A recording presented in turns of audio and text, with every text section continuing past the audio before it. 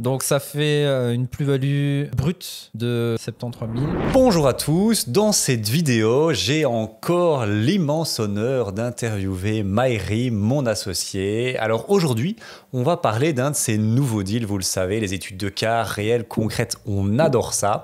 Et là, il me semble que c'est le dernier en date qui vient de se terminer. C'est un deal, encore une fois, non pas encore une fois, c'est un deal, parce que c'est pas toujours le cas, du côté de Bruxelles.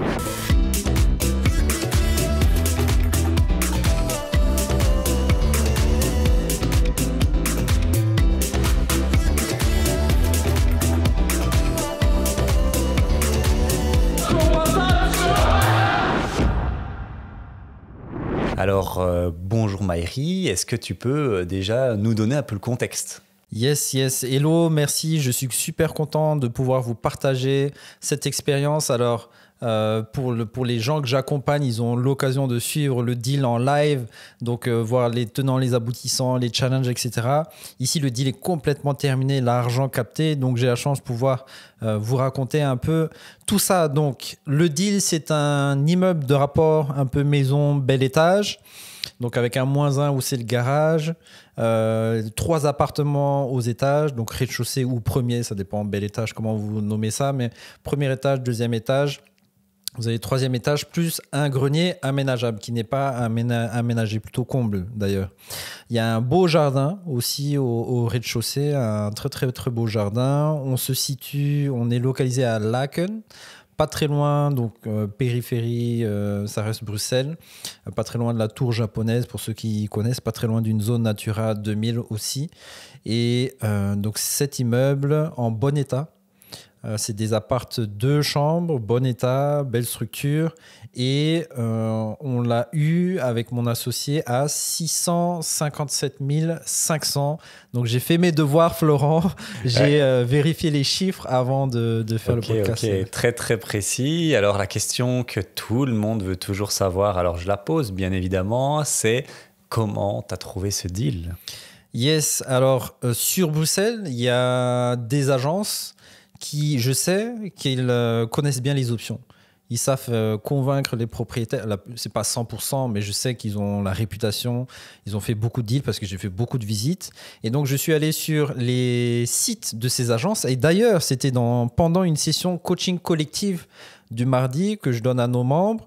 Des fois, je leur montre comment je cherche des biens, où est-ce que je les source, sur quel site. Et donc, j'ai trouvé ce bien. Et ce bien me semblait bon. Alors, je leur ai dit, ça, c'est pour moi. Hein. Ça, c'est moi qui vais visiter. Chasse gardée. C'est bien là, chasse gardée. Parce que ça avait l'air d'être pas mal. Après, j'ai approfondi les calculs et là, j'ai fait le deal. Donc, c'était effectivement une bonne affaire. Et donc, tout bêtement, en faisant un simple exercice comme ça. Okay, donc, qui était sur ImoWeb. Il était sur ImoWeb, mais moi, je l'ai trouvé directement sur le site d'agence. Ok. Donc, comment ça s'est passé ? Tu as forcément sonné à l'agence, tu as demandé une visite. Et puis, ça s'est passé comment, la visite ? Et voilà, c'est quoi le... Ouais. Donc oui, visiter le bien. La visite s'est plutôt bien passée. C'est une agence flamande qui visite. Il y avait des locataires ? Oui, tout est loué. Tout est loué, rien de particulier à signaler. Ah oui, sauf il y avait une locataire, celle du dernier étage, où elle est... Alors, d'après ce que j'ai compris, elle avait une maladie. Et alors, quand on visitait, il fallait porter un masque. C'est après, on est en 2025. Hein. Donc, il n'y a plus de Covid. Et il fallait aussi des charlottes, je pense, pour les chaussures. Okay. Et chaque fois que tu allais d'une pièce à l'autre, la locataire était toujours derrière, un peu à te surveiller. Okay. Voilà, on sait pas, ça a été un peu compliqué après par la suite à faire des visites, mais le seul point particulier c'était ça. Aussi autre chose particulier, mais que je n'avais pas su pendant la visite, alors c'est que il y a des balcons à l'arrière à chaque appartement qui ne sont pas reconnus sur les archives, sur les plans urbanistiques. Donc, ils ont été construits tels quels. Ils ont été construits tels quels. Personne n'a jamais rien dit par rapport à ça. Mais ça n'a pas forcément posé de problème. C'est comme c'était bien aménagé, il fallait juste indiquer aux acquéreurs que ce balcon, normalement, on agrandit les chambres à l'arrière et qu'il n'y a pas vraiment de balcon. Mais comme c'était bien fait, les gens n'ont rien dit. Oui, ok. Donc, très clair. Et alors, il y avait 3 unités, c'est ça, hein, donc, si j'ai bien compris, ou 4 ? Oui, 3 logements. 3 logements avec le -1.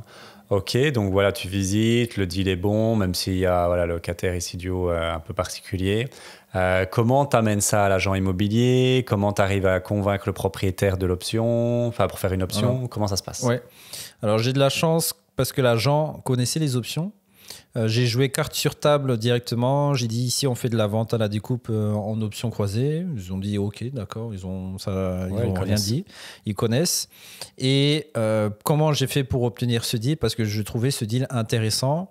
Alors il faut pas toujours faire ça, mais ici j'ai fait une offre au-dessus du prix.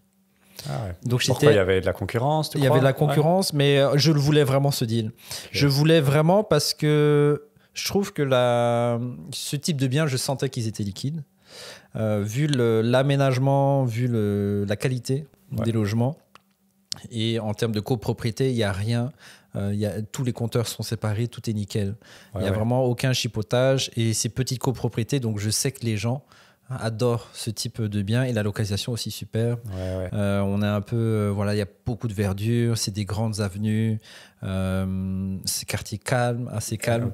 Donc c'est sans être non plus des quartiers ultra huppés, trop chers, inaccessibles. Et quand tu dis que tu as fait une offre plus haut que le prix de base c'était quoi alors? Le prix de base c'était de mémoire 655 je pense. Tout à fait 2005 de plus. Ouais, 2005 en plus. Ouais. Et donc, ok, nickel, ça a été accepté, super, la joie, on est content, bien évidemment.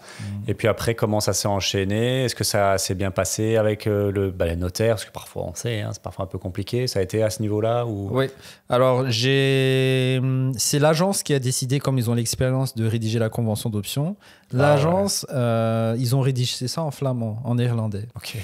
Et donc, bon, le truc le plus chiant, c'est qu'à chaque fois qu'ils changeaient une clause, je devais me retaper tout DeepL ou Google Translate bien sûr. Et m'assurer qu'il n'y avait pas une clause ou bizarre, un truc qui a été ajouté entre-temps. Donc ça, c'était un peu chiant. Et aussi, on avait mis un délai, je crois de mémoire, c'était 5 mois. Et je ne sais pas pourquoi l'agence a voulu écourter le délai. Donc de mémoire, on était à peu près septembre. Offre acceptée en septembre et mettait fin de l'année, 31 décembre. Ah oui. 31 décembre. Alors normalement, on arrive en février, mars. Et après, j'ai dit, pouvait augmenter. Et c'était assez compliqué. Je sais pas. Je crois qu'ils voulaient presser ou la propriétaire était vraiment pressée. Et donc, au final, on n'a pas obtenu 5 mois, on a obtenu 4 mois et demi. Pour ok. Et quand on te dit 4 mois et demi, c'est signature des actes compris. Directement, oui. Ah ouais, donc c'est pas les 4 plus 2 ou quoi, non, c'est 3 plus 1 et demi si on veut. Ouais, ok, donc c'était quand même un délai short. Délai short, en plus on arrive en période de Noël. Ouais, pas de bonne période pour la vente en général. C'est ça. Ok. Et donc c'est eux qui ont réalisé la convention, ça c'est assez atypique et le proprio a été ok de signer? Propriétaire ok. Donc on a essayé de négocier pour pas mettre de garantie. Propriétaire a un peu chipoté pour quelques raisons et comme on perdait du temps et au plus je sentais on perd du temps, en plus son délai dans la convention allait ralentir. C'est une date fixe. Voilà, il a fallu décider et on a réussi à déposer une garantie de 10 000 €. Une garantie symbolique, j'ai dit... à la place des 10% qui aurait été 67 000 quasiment. C'est ça, 67, 10%. C'est une grosse différence, c'est même pas 5%. Non, oui, c'est ça. Et donc voilà, on a signé la convention, on lance les ventes, beaucoup d'engouement, puisqu'on prix intéressant. Nous, c'était quoi les prix à peu près Les prix de vente, je pense qu'on était 260, je pense 269, peut-être le dernier étage. Donc troisième plus grenier. Voilà. On était dans les 239, je pense, pour le deuxième. Et alors le premier rez-de-chaussée. Avec le garage là. Ouais, c'est ça. Alors le garage c'était plutôt séparé, 30, je crois qu'on l'a mis à 30-35. Il était vendu. Bah oui. Et après on l'a vendu avec celui qui était tout en haut. Oui, après les prix, je veux dire ça c'est prix affiché de mémoire. Et le premier étage à 200, il me semble qu'on était à 269 aussi, plus ou moins. Ok. Et c'était juste, alors par curiosité, des appartes loués, ça j'ai compris, mais une chambre, 2 chambres? C'est des apparts de chambre. 70, 80 mètres carrés, quelque chose comme ça? 80 mètres carrés, plutôt 80 mètres carrés. Donc des beaux appartes bien situés, on va dire, à la Haken. Beau produit. Ok. Et donc, voilà, ça, c'est les prix affichés. Et la vente, elle se passe comment? Comment ça se passe? Parce que voilà, il y a toujours des histoires là. Yes. Alors, on arrive à obtenir les prix finaux. On a eu difficile à vendre le dernier étage avec le comble, je pense à cause de la locataire. Parce que voilà, elle racontait tout. Je suis en conflit avec les propriétaires, c'est ça, vous comprenez pourquoi on ne peut pas raconter les histoires en live. Mais à l'époque, quand j'étais en conflit avec le propriétaire, vous savez, là, il y avait de l'humidité pendant des années. Moi, je ne veux plus payer le loyer. Elle me demande l'indexation du loyer. Moi, je ne paie pas l'indexation du loyer. Enfin, blablabla. Vraiment, elle cassait vraiment la vente. Donc, mon associé qui organisait les visites, elle commençait à péter un câble vraiment avec cette locataire. Elle m'envoyait des messages, mais c'est qui, machin. Voilà, elle se plaignait beaucoup et je peux comprendre vraiment parce qu'elle cassait vraiment la vente. Donc, compliqué. Donc, on a dû brader le prix. C'est le dernier appartement qu'on a vendu et on a vendu, tiens-toi bien, à 250. Le troisième, plus comble, plus garage. Wow. Plus garage, ouais. Gros donc, cadeau. À la base, c'était parti sur 269 plus 30. Ouais. Donc, on est passé de 300 à 250. Quasiment. Il y a quelqu'un qui a fait un bon deal, là. Il a très, très bon deal. Bon, ça aussi, la philosophie, c'est que les acquéreurs font des bons deals. Deuxième étage, appartement 2 chambres, bon état, 230 000, qui est, selon moi, prix du marché. Et premier étage avec jardin, 230 000 aussi. À la base, t'en voulais combien? Ah, pardon, 250 000. Oui, à la base de 260, c'est ça? C'est ça, 269. Affiché 269, si je l'avais à 260, c'était bon. Ouais. Là, on a trouvé à 250. Donc, ça fait une plus-value brute, parce que je ne vais pas compter les frais d'acte de base, géomètre, etc., de 73 000. 73 000. Quand même, alors qu'il y a eu un beau fiasco. Un beau fiasco, quand même. Ouais. Hein. Ok. Et alors, on a trouvé donc, différents acquéreurs. Ça s'est bien passé. Alors, le problème, et ça, c'est vraiment une des choses que je recommande à nos membres, c'est que chacun passait par son acquéreur. Donc, il y avait 6 avec son notaire. Donc, il y avait 6 notaires impliqués pour 3 appartements. Et donc, chaque notaire avait leur mot à dire dans l'acte de base. Oh, le bordel. Le gros bordel. Plus chaque acquéreur. Alors, j'ai vendu à 2 agents immobiliers ou anciens agents immobiliers. Donc, ce sont des professionnels, ils ont un background juridique et donc, ils ont chipoté vraiment pour des petits détails. Long story short, je vous fais vraiment l'histoire courte. Et donc, ça a été un parcours du combattant à essayer de faire en sorte que l'acquéreur agent immobilier soit d'accord avec l'acquéreur agent immobilier 2 parce que il y a des agents qui avaient de la bouteille, qui avaient, je sais pas, 15 ans, 20 ans probablement d'expérience et donc elle en a vu de toutes les couleurs. Et donc, elle sait que dans ce type de choses, elle était beaucoup sur la défensive. Okay. Il risque d'avoir ça. Ah, si l'autre acquéreur, il demande ça, c'est peut-être qu'il veut me la mettre à l'envers. Il y a une perte de confiance ultra compliquée. Oh là là. Plus essayer de communiquer à travers les notaires aux acquéreurs. Donc, il y a un peu le changement de discours. Tu ne sais pas exactement si c'est le notaire qui donne son avis ou si c'est là qui essaie de défendre son client ou si c'est l'acquéreur qui a vraiment une crainte ou quoi. Et c'était le plus gros challenge. En fait, dans ce deal, j'ai été médiateur. J'ai découvert un nouveau métier qui n'est pas ma passion, être médiateur. Donc, essayer de faire en sorte que les gens trouvent un accord. Et là, entre les notaires, il y a au moins 6 personnes qui trouvent un accord. Ouais. Et donc, mais l'accord, c'était concrètement, c'était quoi? C'est pas pour la propriété ou non, pourquoi il y a un gros challenge. Donc, celui qui achète le 3e étage plus comble, il voulait duplexer. Il voulait en faire un vrai duplex pour aménager dans les combles 2-3 chambres et avoir un appartement 4 chambres probablement. Et donc, pour ça, il sait qui va devoir introduire un permis et nécessiter l'accord des futurs acquéreurs. Et donc, pour ça, dans sa clause, dans son offre et dans ses clauses, et ça, c'est aussi une erreur de ma part, j'ai accepté le fait qu'il demande l'autorisation. Mais techniquement, c'est compliqué de demander déjà l'autorisation aux autres acquéreurs parce qu'ils ne sont même pas encore propriétaires. Donc, il veut un accord des personnes qui ne sont même pas encore propriétaires. Et donc, juridiquement, c'était vraiment compliqué. Mais il a dit, moi, je n'achète pas tant que je n'ai pas les accords. Et ce que je peux comprendre, parce qu'il ne veut pas dépendre des autres acquéreurs pour introduire son permis d'urbanisme. Et donc, j'ai dû demander à l'avis des autres, qu'est-ce qu'ils en pensent. Après, il a vu vu qu'il allait duplexer, il a demandé à privatiser son palier à son niveau. Et donc, il avait plus de quotité. Et après, l'autre acquéreur, comme il avait beaucoup plus de quotité puisqu'il avait le garage, il avait presque 50%. Ça commençait à faire peur à l'autre acquéreur qui s'est dit, oh, il risque d'avoir trop de droits de vote, enfin trop de quotité dans la copropriété. Oh là là. Je perds confiance, qu'est-ce qui se passe? Wow. Et donc, ça a été... Et comment t'es sorti de ça alors? Parce que ça m'a l'air compliqué là. C'était vraiment compliqué. Alors déjà, en plus, j'ai mis en relation ces deux personnes-là. Et ils se sont plutôt bien entendus. Okay, il y en a un qui est un acquéreur, bon, je ne sais pas comment je vais l'appeler. Acquéreur 3, c'est le 3e étage. Acquéreur 2, c'est le 2e étage. Et l'acquéreur 3 a dit, OK, il a dit la demande, est-ce que je peux avoir votre accord? Acquéreur 2, il a dit, OK, pas de souci. Et l'acquéreur 3, il a dit au téléphone, si vous voulez, même, il n'y a pas de souci. Vous savez qu'il y a un versant qui est assez bien ensoleillé et je vous propose de diviser en 3 pour poser des panneaux solaires.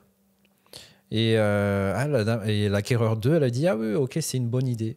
Et après, quand j'ai demandé au notaire de traduire ça sur l'acte de base, il n'était plus d'accord. C'était juste des paroles, en fait. Il n'était plus d'accord. Il a dit, ah non, on va séparer le versant à hauteur des quotités. Donc, comme lui, il a presque 50%, il s'est dit, moi, j'aurais plus d'espace, tu vois. Ouais. Ah, c'est pas ce qui était d'accord, machin, etc. C'était pas ce qu'on avait convenu. Il y avait une grosse perte de confiance de ce côté-là. Et donc, ce que j'ai fait, incroyable, mais il a fallu, c'est un truc de dingue parce que c'est un problème qui m'est jamais arrivé, mais la solution, les amis. Vous allez voir la solution de fou que j'ai sortie, je ne sais pas où. J'ai vraiment créativité. Alors, peut-être une idée comment j'ai fait. Franchement, à part les réunir autour d'une table et faire, comme tu disais, le médiateur, comme on voit dans les émissions, je ne sais pas, non? C'est ça. Ça aurait été compliqué parce qu'on ne sait jamais que tu as un propriétaire qui ne veut plus acheter parce que sûr. Voilà, ou qu'il y ait de la jalousie au niveau des prix, combien tu l'as eu, machin, etc. Ouais. Ça, moi, j'essaie d'éviter. J'essaie d'éviter le contact entre les propriétaires. Là, c'était une exception, on va dire, entre deux professionnels de l'immobilier. Et donc, ce que j'ai fait, c'est que j'ai mis tout le monde d'accord. J'ai trouvé le juste milieu. Donc, c'est-à-dire, l'acquéreur 3 a bien l'espace pour mettre ses panneaux solaires à hauteur de ses quotités. Ouais, 50. Le 2, il a bien ce qui était prévu à la base, le tiers. OK. Et donc, ça fait 33%, 45%, en gros, hein. C'est en millième, mais soit. Et le dernier, il lui reste, je ne sais plus, il faut faire le calcul, peut-être 22, 25, voilà, 25%. Oui, voilà. Près, au lieu des 33 prévus. Ouais.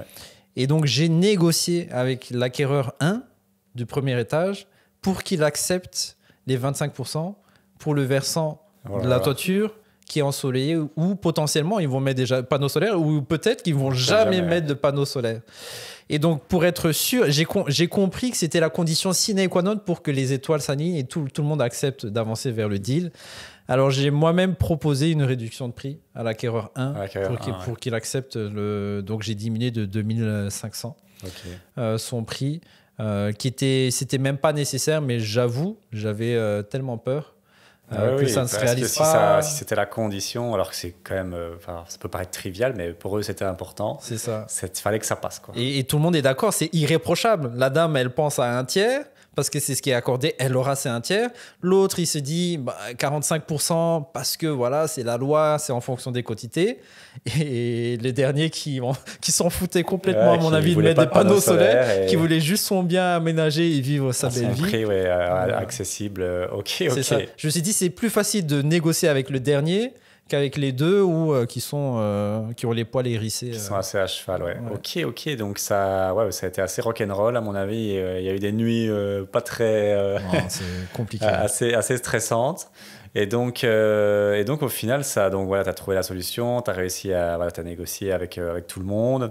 Tout le monde était d'accord. Et puis ça a déroulé alors. Et après, ça a bien roulé. Alors, en attendant, l'acquéreur 1 a son crédit. J'étais en contact avec son courtier pour faire le suivi. Ça s'est super bien passé.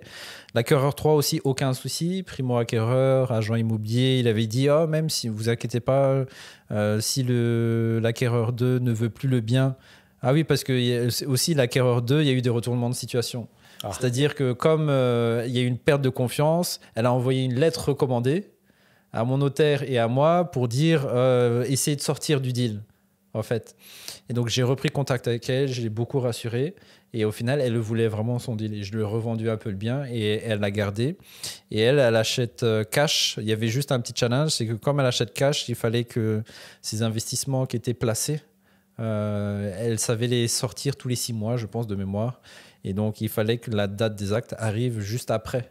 Ça. Ouais, après c'est ça. Okay, donc, financement, ça va. Et on a dû agencer la date des actes, justement, juste après qu'elle ait obtenu son argent. Je lui ai demandé qu'elle confirme auprès de la banque qu'elle ait bien une preuve que les virements soient faits. Qu'elle envoie directement au notaire pour que ça soit. Donc ça a été chaud quand même. Ça a été chaud patate. Ça a été assez chaud là, de ce que je comprends. Pour connaître un peu les options, à mon avis, voilà, il y a eu du stress, tu m'étonnes. C'était incroyable, t'imagines pas. Tu sais, les appels que j'ai eus, je me souviens très bien, j'étais à Marrakech à un moment, donc j'ai quand même pris l'appel et j'étais en train de faire un tour avec un guide privé. Et c'était censé durer la matinée. Ça durait qu'1 heure avec le guide. Ça durait 2 heures avec le guide parce que j'étais au téléphone. Je lui ai dit attendez, est-ce que vous pouvez. Heureusement que c'était un guide privé. Et est-ce que vous pouvez attendre? Le gars, il a pris son thé, son café. Ok, t'étais en pleine négociation. En pleine négociation dans le. Comment ça s'appelle? Dans la cité, là, dans la Médina. Ouais, la Médina. Dans la Médina, en plus, t'as un ça bordel, gueule, hein, les gens qui viennent avec les mobylettes. Et moi, je suis en train de négocier avec l'acquéreur. C'était. Franchement, la folie. C'est rock'n'roll. C'est la folie, mais la priorité. Ouais. Ok, donc il y a eu beaucoup de retournements de situation, beaucoup de stress. Faire rentrer ces 3 acquéreurs-là dans les cases. Et puis au final, voilà, beaucoup de stress. Ça s'est signé au final après 4 mois et demi alors.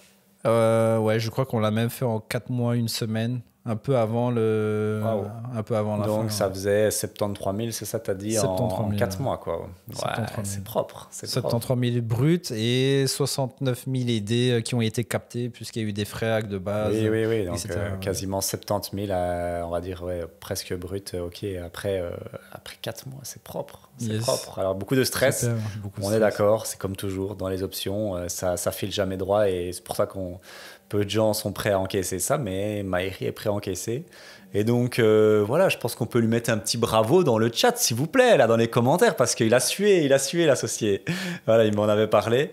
Et donc, ouais, il a pas mal sué. Je sais pas si tu as quelque chose à rajouter en plus qu'on n'aurait pas dit sur ce deal. Ouais, alors, ça peut paraître stressant parce que vous écoutez l'histoire et voilà, j'ai quelques minutes pour vous raconter. Mais dans le fond, en fait, tout le monde est bienveillant et tout le monde est gentil. Il y a juste, je pense, beaucoup d'incompréhension et de mauvaise communication. C'est ça qui fait qu'on arrive à des situations où on pense au pire des cas. Mais je pense fondamentalement, tout le monde était vraiment content d'acheter. Et je peux t'assurer, le jour de la signature des actes, tout le monde était gentil. Il n'y a pas quelqu'un qui a dit un mot ou quoi que ce soit ou qui a réclamé quelque chose. Ça s'est vraiment bien passé. Et c'est à cause de ces problèmes de communication qu'on en est arrivé à en faire tout un plat, toute une imagination, ça va pas, ça va mal, machin, etc. Alors qu'il fallait juste engager la conversation avec les acquéreurs, et ça dès le début. Ça, c'est l'erreur peut-être que j'ai faite. Donc, ça peut paraître un peu hollywoodien. Tu étais passé par une agence aussi, non? Pour la revente. Ou c'est toi-même qui l'as fait? Oui, alors mon associé l'a fait. Mon associé a trouvé 2 acquéreurs et il y a un agent qui a trouvé l'acquéreur 2. Ouais. Ok, ouais, donc c'est... Ouais, ok. Ok, donc vraiment, le maître mot ici, c'était communication. Ouais. C'est ça, c'est souvent c'est vrai que c'est souvent le cas. Hein. Parce qu'avec les notaires, tu donnes une info à l'agent immobilier qui va la donner au notaire, qui va la donner au vendeur, tu as un téléphone arabe, mais c'est une folie, quoi. Ils comprennent une info, tu as dit c'était rouge et ça arrive au vendeur, c'est bleu, quoi. Le mec, il comprend rien.